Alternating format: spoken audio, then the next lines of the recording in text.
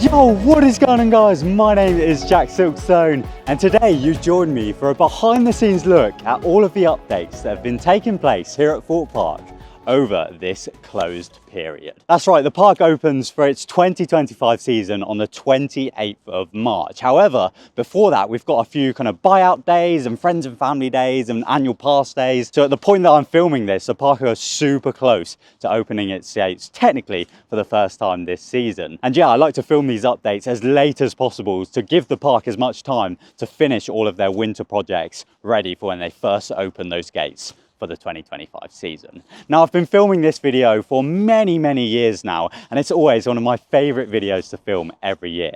And you'll know that I normally film this video with my good friend who works here at the park, Russ. Unfortunately, Russ isn't going to be joining me today. However, on the date that I'm filming this video, I'm going to be filming tomorrow with Russ, talking about all of the new merch coming to the park for the 2025 season. So yeah, be sure to subscribe for that very exciting video with the main man himself, Russ. I can't wait. But yeah, today I'm going to be taking you guys into the park and, as I said, showing you all of the projects that have been taking place this winter period. We've got updates to rides, we've got theming updates, we've got food and beverage updates, and I've even got a very exciting dog relief area update to show you guys. So yeah, let's head into the park and kick things off.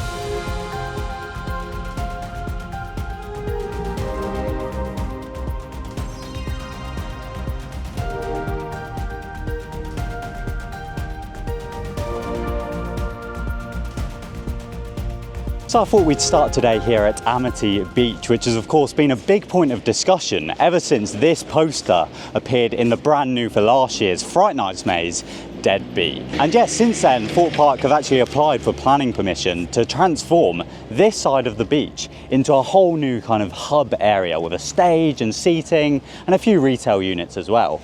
However, that planning permission hasn't gone any further. So for now, this area of the beach is just kind of being left waiting to hopefully go into construction. However, the other side of the beach has had an entire transformation because this side of the beach is the side that's going to be opening for this year's season once we get into those sunnier months. And yeah, as you can see, we've had a beautiful repaint with some really bright blue flooring, and all of the walls and sand looks absolutely immaculate. I can't wait for those summer months.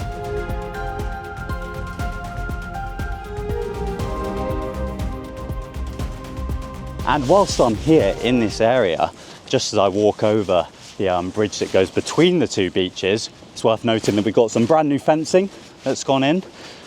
But yeah, if I just spin the camera around now, and as you can see, we've actually had a repainted depth charge over here, which is looking very fresh indeed. And I believe we're actually getting some brand new boats to depth charge very soon. The yellow boats are once again going to be returning.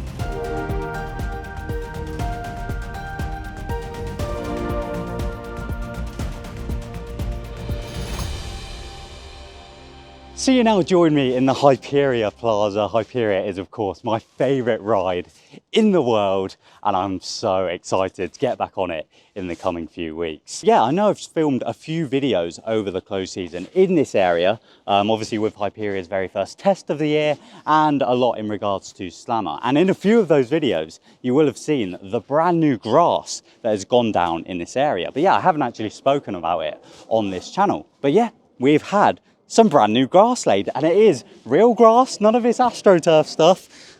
Oh yes, hopefully I don't get told off for doing that. But yeah, we've got some nice beautiful new grass there to replace that wood chipping, which of course unfortunately a lot of people did just kind of go into that area. And I know a few times I was queuing for Hyperia and I saw people having picnics in that area. And yeah, they have now just laid grass to make it very clear that this is not an area where you should be going as the average guest. And yeah, to help with that, we've also had some brand new black fencing go in. So yeah, again, that's just going to stop people from kind of going into that area. Now, this entire area hasn't all been laid with grass. We've got grass in this particular area, a little bit more down towards the entrance sign, but we do still have some areas that still had the wood chipping. So it's a nice little mix now.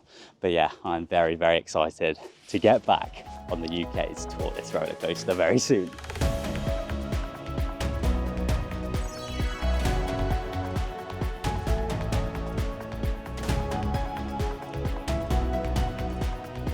So now as we make our way out of Hyperia's Plaza, Fearless Valley, we now see quite a sad sight. I hate to say it, but it is weird seeing this area now without Slammer. Let me pan the camera around.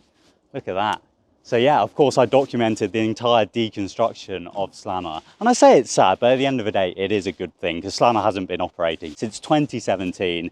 And yeah, it's now no longer in its place. And if you watch my final Slammer deconstruction video, you'll know that I laid out a few different ideas that the park could do with this space. One of them being a massive new roller coaster, a flat ride, something to do with Fright Nights, or even like a little picnic area. Well, as you can see currently, absolutely nothing has happened, but they have just kind of closed off that area until I guess they decide what they want to do with that space. Now, if you watch my final Slammer deconstruction video, you will have seen they just started installing this fence surrounding the old Slammer pit. Well, as you can see, they have now completely finished this fence and it's all painted, so it looks a lot nicer. Yeah, how crazy is that? The pit is now just completely empty. Crazy.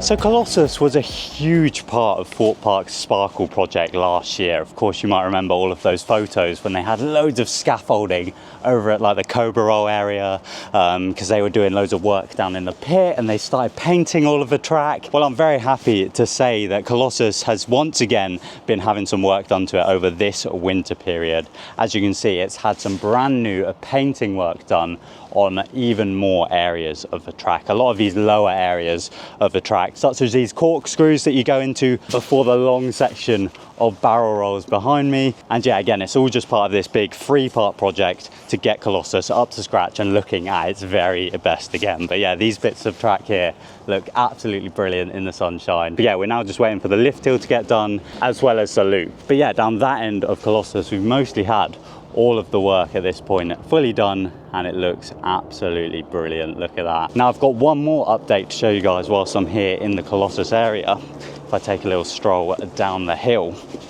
and you can see just at the end we've got a brand new, well, I say brand new, the unit isn't new, but the people that are occupying it is new because we've got Planet Donut in there, whereas before we had a different donut company. And I believe the exciting thing about this is that it's now falling into the 20% discount, so you can get your annual pass discount at all of the Planet Donut locations on Park. But yeah, this isn't the only Donut Time unit that's been taken over by Planet Donut. We've got one more here on Park.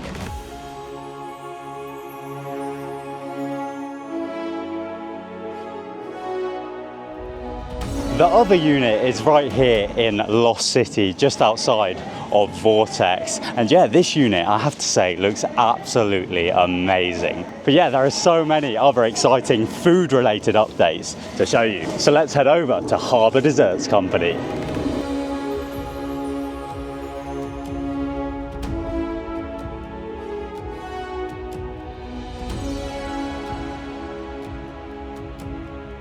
So yeah, behind me we've got Harbour Desserts, which is a new unit here in Amity, and they're going to be serving all sorts of desserts from waffles on a stick, donut bread and butter pudding, croissant bread and butter pudding, Mr. Whippy ice cream, loads and loads of different kind of desserts basically. I am very excited to try that one. Now, whilst I'm in this area, I thought I'd also mention an update that's taken place with Ghost Train. Unfortunately, I've got no B-roll to show you for this one. However, solar panels are being installed onto the roof of this building. It's not really going to affect you guys as guests, but I thought it was worth mentioning. Very cool to see the park kind of investing in that kind of infrastructure. So yeah, on the roof, we've got some brand new solar panels.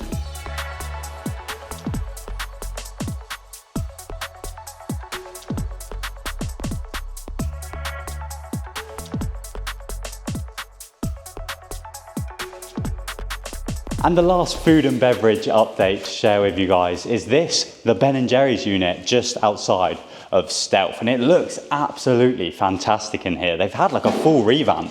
I know before they kind of split this unit into two, but yeah, once again, it has returned to one big Ben & Jerry's unit. We've got some beautiful new flooring and the whole place just looks so fresh and new. So yeah, you can get all sorts of Ben & Jerry's products in here. Milkshakes, ice cream, sundaes, all sorts.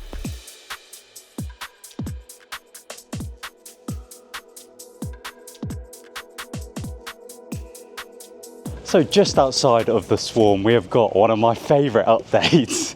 We've got a brand new assistance dog relief area, because you know, the animals have to go to a toilet too. And yeah, this is a place where you can bring guide dogs or assistance dogs to come and relieve themselves when here on park. And then just behind me over here, we've obviously got the events marquee, which has had a whole new air conditioning unit system put into place. So yeah, during events at the park, obviously during the summer it can get quite hot in there, but now there's a whole new air conditioning system. So around the whole park, we've had loads of new marketing boards go up. These seem to change every year, obviously advertising whatever's new. Last year we had loads of like Hyperia ones. This year they're very much pushing the Thorpe Park cabins as well as Fright Nights, which is so exciting. I believe we can also expect a few music updates on park at some point this season. Maybe not from the very start, but at some point over the season, which is very exciting as well. And yeah, that brings us to the end of all of the major kind of updates that we've had here at Thorpe Park during the 2024 into 2025 at close season. As I said, the park opens in a matter of weeks, which is so exciting. I know I personally cannot wait to get back on Hyperia. I'm going to be going straight there on my first visit to the park this year. And yeah, if you guys are heading down to Thorpe Park, then be sure to use my link in the description. It takes you to the Thorpe Park website, but by clicking on that link, it actually acts as a referral code for me. So I get a little bit of a cut from Merlin themselves if you buy any Thorpe Park tickets or fast track through that link in the description. So I'd really appreciate it. And yeah, otherwise a massive thank you to Thorpe Park for allowing me to come down and film this video. Once again, I really do appreciate it. And of course, thank you to you guys for watching. And yeah, hopefully I'll see you guys about here at Thorpe Park in 2025. Thank you for watching. My name is Jack Silkstone. Goodbye.